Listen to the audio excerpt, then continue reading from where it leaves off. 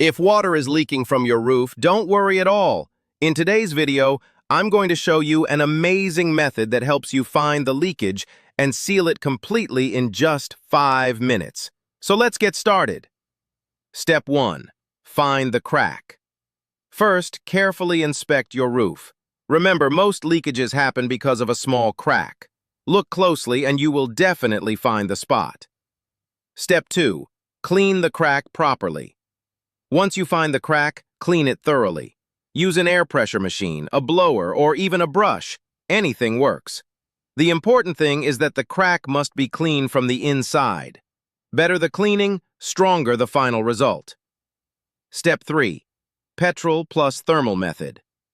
Now comes the most important part. You need petrol and a small piece of thermal insulation material. Drop the thermal piece into the petrol and watch it melt instantly.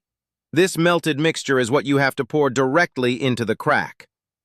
Final result: leak 100%, sealed. As soon as this material enters the crack, it seals the gap from the inside and the leakage stops immediately. This method is super easy, effective, and gives a 100% working result quickly. If you found this video helpful, make sure to like, share, and subscribe to the channel.